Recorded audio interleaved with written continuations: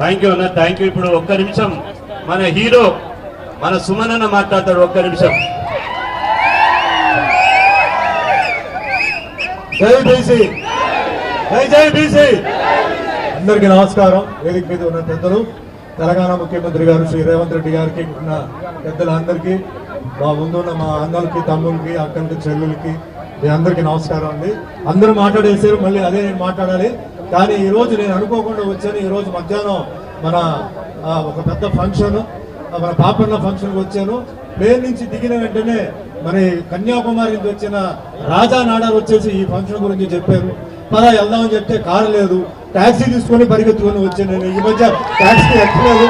వచ్చాను. ముఖ్యంగా ఏంటంటే నేను ఓపెన్ గా చెప్తాను. ఈరోజు చాలా మంది అన్నారు ఎక్కడ వస్తుందా మీరందరూ పిచ్చేవాళ్ళు, అది రాదు అన్నారు. కానీ ఈరోజు రియల్ హీరో ఎవరంటే మా రేవంత్ అన్న. మరి చెప్పింది చేశారు, చేసింది మేము చెప్తాం. మా బీసీలు అందరూ రేవంత్ అన్నకు మేము సపోర్ట్ గా ఉంటాం.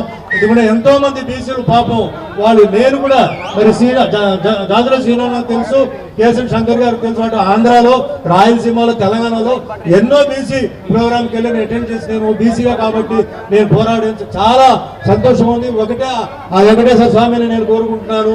అయ్యా మోడీ గారు మీరు ఇంత చూస్తున్నారు, ఈ రోజు అన్ని పార్టీలు వచ్చి సపోర్ట్ చేశారు కాబట్టి మీరు వచ్చి కొంచెం దయచేసి ఇది అమలు చేయండి. అందరూ మేము సంతోషంగా ఉంటాం, మేము అందరూ హ్యాపీగా ఉంటామండి.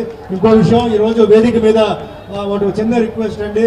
మా ముఖ్యమంత్రి గారు రేవంత్ రెడ్డి గారిని, మరి ఏజెన్సీ ప్రాంతంలో మీ అందరికీ తెలుసు మా బీసీలు ఉన్నారు, మా గౌడ్లు ఉన్నారు, వాళ్ళకి కొన్ని ఇబ్బందులు ఉన్నాయి, అది కూడా మీకు తెలుసు. అది పెద్ద మనసుతో వాళ్ళకి ఏంటి ఇంకా ఎస్టీ స్టేటస్ ఎప్పటి నుంచి అడుగుతున్నారు. అపాయింట్మెంట్ ఇస్తే వస్తాం, అడుగుతాం, దాని తర్వాత మీ ఇష్టం, మీరు చేస్తే మీరే మాకు దేవుడు అండి, అది చేసి పెడతారని ఆశిస్తూ ఈరోజు ఇంతమంది ఇంత ఎండలో ఎంతో దూరం నుంచి మీరు వచ్చి ఈ ప్రోగ్రామ్ ని సక్సెస్ చేసినందుకు మీ అందరికీ పేరు ధన్యవాదాలు. జై బీసీ, జై జై బీసీ. థ్యాంక్ యూ అన్న, థ్యాంక్ యూ. ఇప్పుడు థ్యాంక్ యూ అన్న. ఓకే.